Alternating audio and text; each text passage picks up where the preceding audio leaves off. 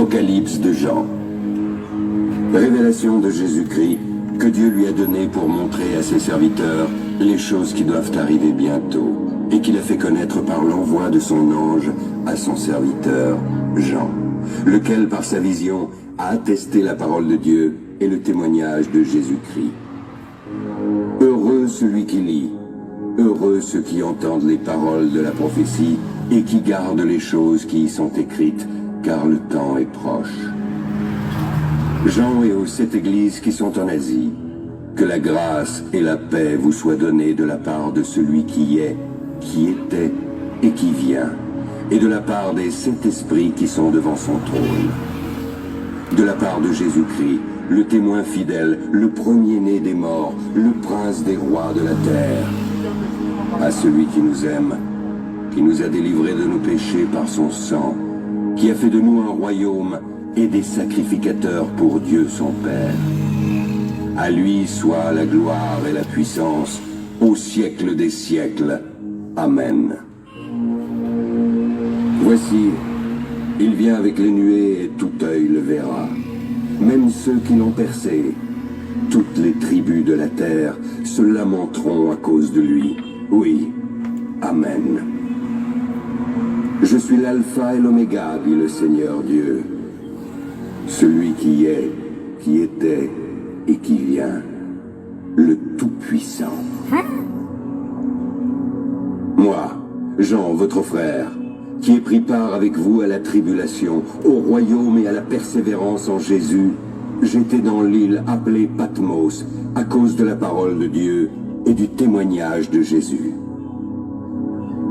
Je fus transporté en esprit au jour du Seigneur, et j'entendis derrière moi une voix forte, comme le son d'une trompette qui disait « Ce que tu vois, écris-le dans un livre et envoie-le aux 7 églises, à Éphèse, à Smyrne, à Pergame, à Thyatire, à Sardes, à Philadelphie et à Laodicée. » Je me retournai pour connaître quelle était la voix qui me parlait. Je vis alors 7 chandeliers d'or. Et au milieu des 7 chandeliers, quelqu'un qui ressemblait à un fils d'homme, vêtu d'une longue robe et portant une ceinture d'or sur la poitrine.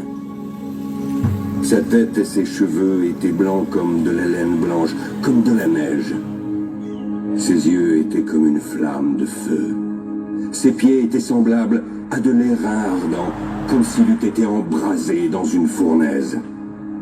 Sa voix était comme le bruit des grandes eaux.